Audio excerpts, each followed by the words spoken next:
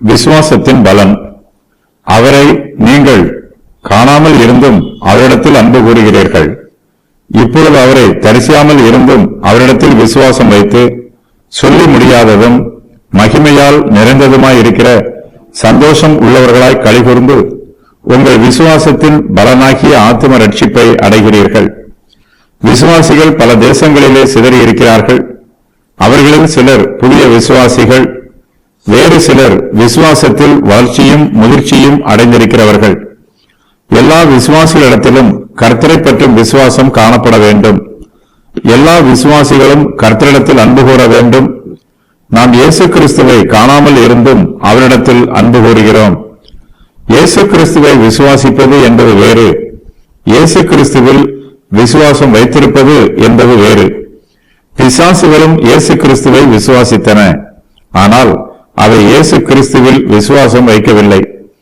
கர்த்தருடைய பிள்ளைகளாக நாமோ இயேசு கிறிஸ்துவையும் விசுவாசிக்க வேண்டும், அவரிடத்திலும் விசுவாசம் வைக்க வேண்டும். இயேசு கிறிஸ்துவில் விசுவாசம் வைத்திருப்பதினால் நமக்கு அன்பும் சந்தோஷமும் உண்டாயிருக்கிறது. இவை இரண்டும் விசுவாசத்தின் கனிகள். நாம் அனுபவிக்கிற சந்தோஷத்தை சொல்லி முடியாதது, அது அளவுக்கு அதிகமானது. நம்முடைய சந்தோஷம் சொல்லி முடியாததும் மகிமையால் நிறைந்ததுமாயிருக்கிறது. பொதுவாக நாம் நம்முடைய கண்களால் பார்ப்பதை மாத்திரமே விசுவாசிப்போம், காண்பவற்றின் மீது மாத்திரமே அன்பு கூறுவோம். நம்முடைய கண்களின் பார்வையே நம்மை வழிநடத்தும். விசுவாசமோ நம்பப்படுகிறவைகளின் உறுதியும் காணப்படாதவைகளின் நிச்சயமுமாய் இருக்கிறது. நாம் விசுவாசத்தினாலே காணாததையும் விசுவாசிக்கிறோம். இயேசு கிறிஸ்துவை நாம் காணாமல் இருந்தும் விசுவாசத்தினால் அவரிடத்தில் அன்பு கூறுகிறோம். நம்முடைய விசுவாசம் காணப்படாததின் நிச்சயமாய் இருக்கிறது. மெய்யான விசுவாசம் கிரியை நடப்பிக்கும், அது ஒருபோதும் சும்மா இருப்பதில்லை. கர்த்தரிடத்தில் நாம் மெய்யான விசுவாசம் வைத்திருக்கும் போது நாம் அவரிடத்தில் அன்பு கூறுவோம். நாம் இயேசு கிறிஸ்துவில் விசுவாசம் வைத்திருப்பதினால் அவரிடத்தில் அன்பு கூறுகிறோம். நம்முடைய விசுவாசமும் உண்மையுள்ளதா இருக்கும், நம்முடைய அன்பும் உண்மையுள்ளதா இருக்கும். நம்மிடத்தில் மெய்யான விசுவாசமும் கிறிஸ்துவிடத்தில் அன்பு கூறுவதும் இருக்கும்போது நம்மிடத்தில் சொல்லி முடியாத சந்தோஷமும் நிறைந்த மகிமையும் காணப்படும். நம்முடைய சந்தோஷத்தை வார்த்தையால் சொல்லி விவரிக்க முடியாது. ஒரு காரியத்தை நாம் சரியாக விளக்க வேண்டும் என்றால் அந்த காரியத்தை நாம் அனுபவிக்க வேண்டும், அதை நாம் ருசித்து பார்க்க வேண்டும். அப்போதுதான் நம்மால் அதை பற்றி தெளிவாக சொல்ல முடியும். கிறிஸ்துவிடத்தில் விசுவாசம் வைக்கும்போது நமக்குள் மகிமையால் நிறைந்திருக்கிற சந்தோஷம் உண்டாகும். இந்த சந்தோஷத்தில் பரலோகத்தின் சிந்தனை அதிகமாய் இருக்கும். இந்த சந்தோஷம் இப்பிரபஞ்சத்திற்குரிய சந்தோஷம் அல்ல, இது பரலோகத்திற்குரிய சந்தோஷம். கர்த்தருடைய பிள்ளைகளாகிய நாம் இந்த பூமியில் சந்தோஷமாய் இருக்கும்போது அந்த சந்தோஷத்தில் பரலோகத்தை பற்றிய சிந்தனைகளும் வரப்போகிற மகிமையும் நிரம்பி இருக்கும். விசுவாசிகளாகிய நாம் இயேசு கிறிஸ்துவனிடத்தில் விசுவாசம் வைத்து சந்தோஷப்படுகிறோம். நம்மிடத்தில் விசுவாசம் அதிகரிக்கும் போது நம்முடைய துக்கம் நம்மை விட்டு நீங்கி போகிறது. துக்கம் நிறைந்திருந்த இடத்தில் இப்போது சந்தோஷம் நிரம்பி இருக்கிறது. நம்முடைய ஆத்தும ரட்சிப்பே நம்முடைய விசுவாசத்தின் பலனாக இருக்கிறது. கர்த்தரிடத்தில் நாம் விசுவாசம் வைத்து சொல்லி முடியாததும் மகிமையால் நிறைந்ததுமாய் இருக்கிற சந்தோஷம் உள்ளவர்களாய் களிகூர்ந்து நம்முடைய விசுவாசத்தின் பலனாகிய ஆத்தும ரட்சிப்பை அடைகிறோம். விசுவாசத்தின் பலன் அல்லது விசுவாசத்தின் முடிவு நம்முடைய ஆத்தும ரட்சிப்பாக இருக்கிறது. நம்முடைய ஆத்தும ரட்சிப்போடு நம்முடைய விசுவாசம் நிறைவு பெறுகிறது. அத்துடன் விசுவாசம் முடிவு பெறுகிறது. நம்முடைய ஆத்மா ரட்சிக்கப்பட வேண்டும் என்பதே நம்முடைய விசுவாசத்தின் நோக்கம். இதுவே நம்முடைய இலக்கு. நம்முடைய ஆத்ம ரட்சிக்கப்படும் போது நம்முடைய நோக்கம் நிறைவேறுகிறது. நாம் விசுவாசத்தின் பலனை பெற்றுக்கொள்கிறோம்.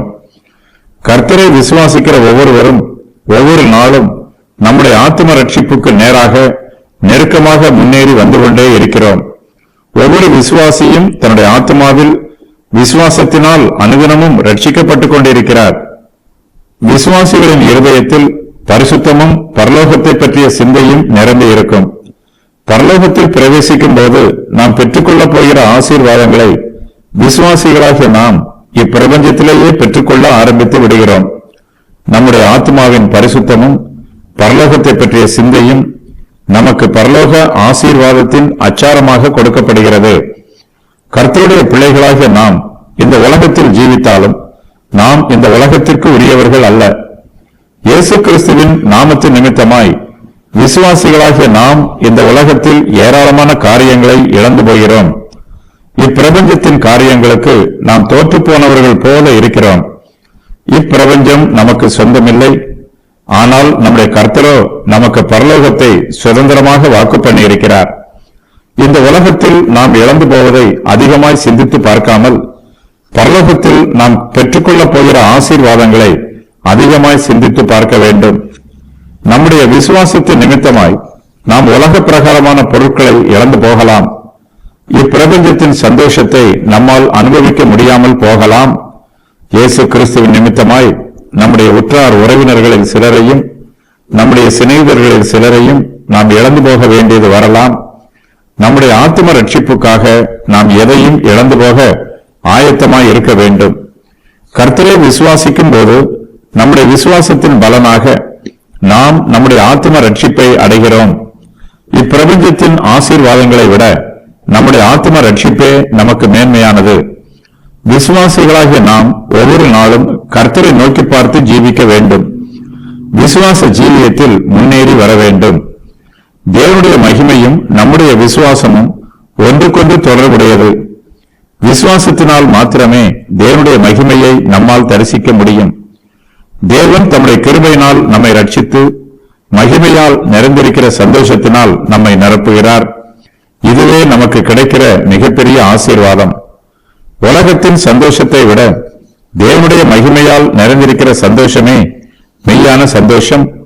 இதுவே நித்திய சந்தோஷம். ஒருவர் இயேசு கிறிஸ்துவில் விசுவாசம் வைப்பதனால் அவர் புது சிருஷ்டியாகிறார். இயேசு கிறிஸ்துவை கண்ணால் கண்டவர்கள் அவரை விசுவாசித்து ஜீவித்தது போல அவரை காணாமல் இருக்கிறவர்களும் அவரை விசுவாசித்து சுவிசேஷத்தின் உபதேசத்திற்கு ஏற்ற பிரகாரம் ஜீவிக்கிறார்கள். விசுவாசத்தினால் சந்தோஷம் உண்டாகிறது. இயேசு கிறிஸ்துவை விசுவாசிக்கிறவர்கள் சொல்லி முடியாததும் மகிமையால் நிறைந்ததுமாயிருக்கிற சந்தோஷம் உள்ளவர்களாய் களி கூறுவார்கள்.